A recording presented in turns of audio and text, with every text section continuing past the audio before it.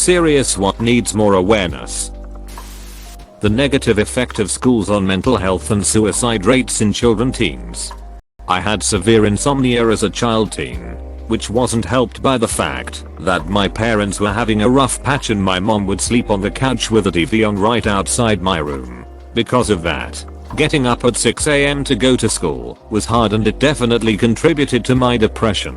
I was fine if I got a few more hours of sleep, but being on time was so ducking hard for me. I can't count the number of times I cried because I was just so tired that I couldn't see how I'd face the whole day. Illnesses that we cause ourselves. Like yes, I would love more awareness for ALS and Alzheimer's research and stuff. But what about osteoporosis? Or type 2 diabetes? Or all the other ones that we can accidentally give ourselves if we don't know about them, and what causes them? In a medical anthropology class we talked about this as being a part of morality-based medical bias. We specifically learned about it in the context of AIDS and other STIs. The thinking is that it's your fault you're sick, and that if you'd just been a better person, taken care of yourself, and lived by society's rules, you wouldn't be in this position, so this is just your punishment for being a bad person. Another example is addiction. Just look at the reactions when you talk about drug decriminalization, or even how people talk about someone with an alcohol or drug addicted person. The hushed voice, the well he got himself into this, that he could just stop. If I were him I would. The assumption is that the person willfully ducks themselves up, and they have no desire to change, so we shouldn't bother to help them. Exactly. These things need to be destigmatized, these things, and instead of shame them, show how to prevent them and protect ourselves. And further, how to recognize symptoms and take care of ourselves when things like these happen, so it doesn't get worse. The shame factor leads so many people to not get treatment they need. The shame factor, and the way that medical staff handle stigmatized conditions. I'm not going to treat you for this until you lose 50 pounds. I can't treat you if you do drugs. I'm not going to fix your cavities unless you stop smoking, etc. It's dangerous because people lie about their addictions, usage, and conditions because they are scared they won't get treated or will get in trouble. The only positive example I've ever experienced was when my father was on pain pills. He was trying to get off of them and went to talk to his doctor about it. He's also chewed tobacco since I can remember, but he was thinking about quitting that too, and mentioned that to his pain doctor. She told him, in no uncertain terms, to keep up his tobacco usage at the same level because the double dose of withdrawal would duck him up. That's medicating responsibly. No, I'd rather you stop. Boo it. If you won't while coming off these pills, then that's fine. Just don't do it. It will medically make you worse. Oh, don't even get me started on stigma within health professions. I'm chronically ill and spend lots of time in hospital. I have been turned away from hospitals multiple times because the docs thought I was just being an emotional teen girl and wasn't actually sick, only to be sent back in days later with a full lung collapse or going into organ failure, etc. and having rare disorders that are not properly taught about, like type 1 narcolepsy, means that I'm treated more like a spectacle and told that I can't be treated because they don't know how it'll interact with my brain disorder. This kind of thing is done, but tenfold with my family and friends, specifically based on race, socioeconomic status, obesity, alcoholism, sexuality and gender identity, etc. Bottom line, they are doctors. They are under no bias of their own, supposed to treat ill people to the best of their ability. Period. Children using phones and the internet. Youth is getting out of hand these days because of all the things they see on the web. I fully maintain that we've basically always found ways to raise our kids that didn't end with us actually raising them. But I'm genuinely worried about the phones. Like when I worked at a store, a lady took her phone from her toddler to have me scan a coupon, and the kid screamed like he was being murdered until it was back in his hands and he was consumed again. I've seen kids at restaurants so absorbed in the phone that they didn't eat, and kids walking down the street with a phone almost get hit because they tried to walk into the street. I see no problem with screen time and giving parents a break, but like, there's a break and then there's giving up. Sexism against men. It is not okay to hit your men partner ever. It is healthy for men to cry and get therapy. Men have curves, stretch marks, and body hair, and are still sexy. Men do not need to be head of the household. Run your household together. Men face a lot of BS daily that society deems normal, and it's unhealthy. Activist fear-mongering. I think most people don't realize that so many infographics or facts media warning people about the dangers of a lot of things is usually over-exaggerated for the purpose of clickbait. And the worst part is that most of them are actual harm things that people should put more attention in, but misinformation like that only serves to give people reason to doubt even claims that are 100% true.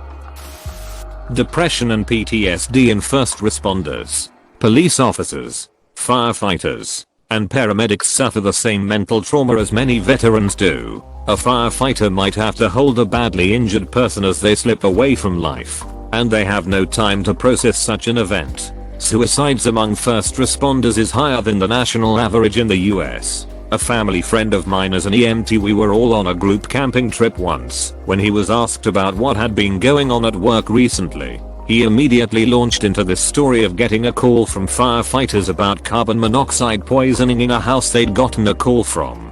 Turns out a teenage son had been running the car in his garage in an attempt to kill himself and his family. Firefighters went in without knowing what was going on and had to be taken to the hospital. This is the kind of stuff this guy goes through every day. Unbelievable.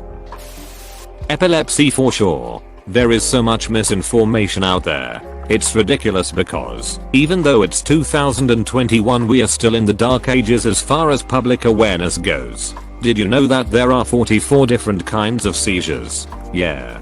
Falling down and convulsing is just the most serious and makes for the best TV. Never, ever put anything in anyone's mouth while they're having a seizure. That should go without saying. Swallowing your tongue. Not possible. Don't be ridiculous. It's attached to you. Oh, and you can die from having a seizure. It's called sudden unexplained death from epilepsy or SUDEP. Banks' profits are soaring and have continued to increase throughout the pandemic. Despite the massive earning the banks are enjoying, the outrageous interest rates being charged on credit cards, bank loans, and bank consumer debt, the interest rates paid to their clients is negligible and has been significantly reduced. Why doesn't the government put an end to these unfair banking practices? The banks are getting rich using our money and not giving us a decent rate of return. For the interest earned on most savings accounts, you would be almost as far ahead just hiding your money under the mattress.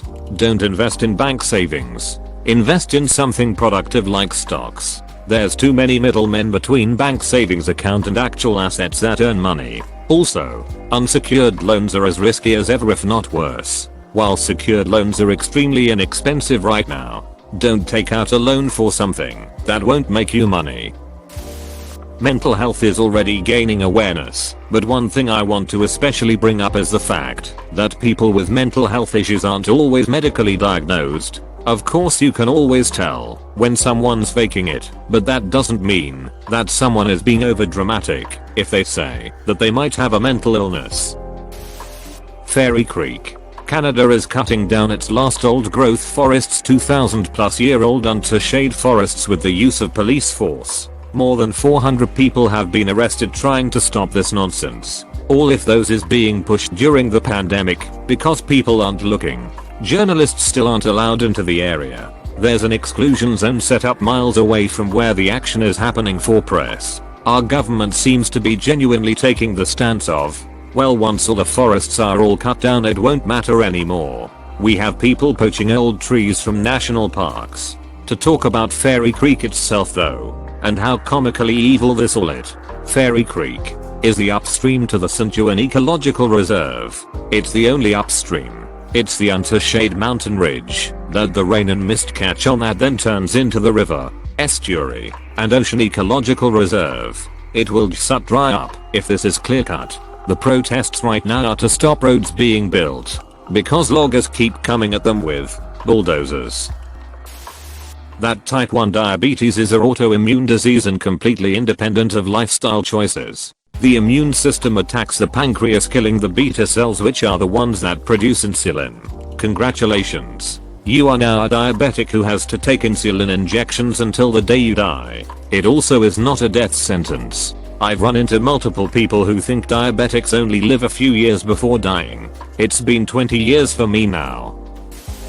The individual's role in the climate crisis. I've heard a lot of people dismiss their use of disposable single-use plastics by saying it's all caused by corporations, so what I do doesn't matter. That's true. But also, a corporation isn't going to make something that no one is going to buy. One person using a disposable fork isn't going to kill the planet. A billion people using disposable dishes and utensils creates an industry that will. That said, a lot of the argument for minimizing the individual is that some of the people using disposable items are disabled, sick, etc. And disposables increase their quality of life, or are their only option.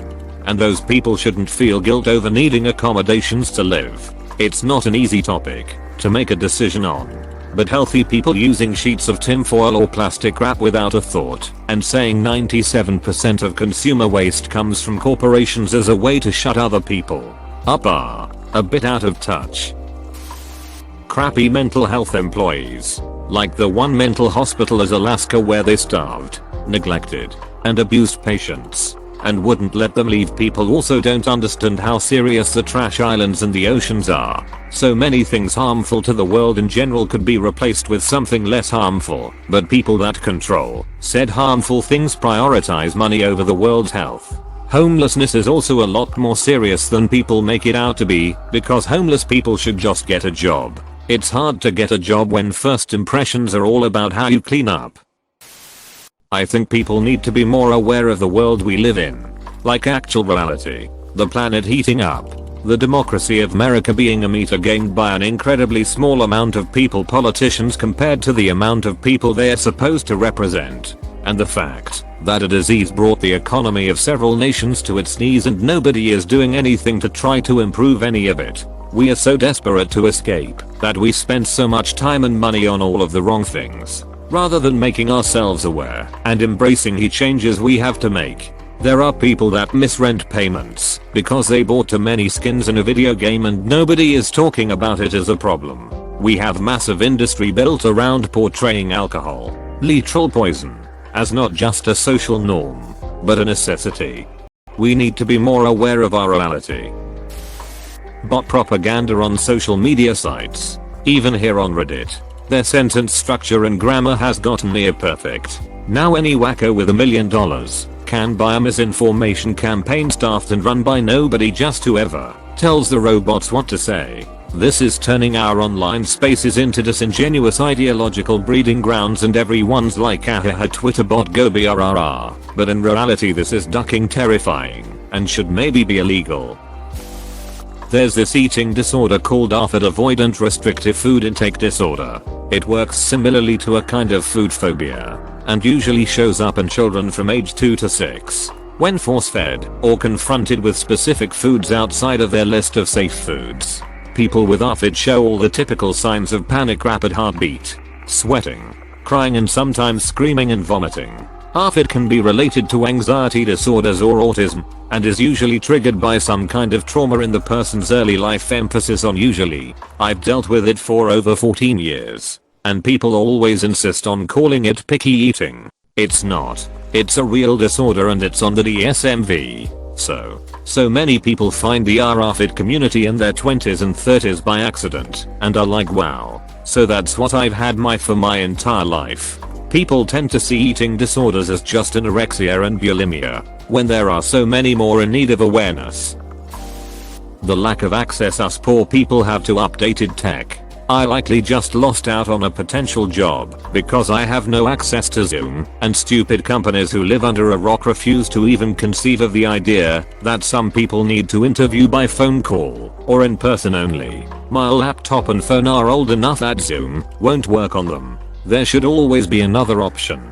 Yet employers are fussbots, and it is a way to discriminate in multiple ways against candidates without getting into trouble. I also had this issue with a therapist who had a fit because the only time our schedules worked together was when she did telehealth videos. I couldn't and didn't want that. I wanted an on-video phone session, and she was not flexible enough to handle that 1 hour change in her way of doing things. It is disgusting and insane how people are about this. Thanks for watching. Consider subscribing for more videos.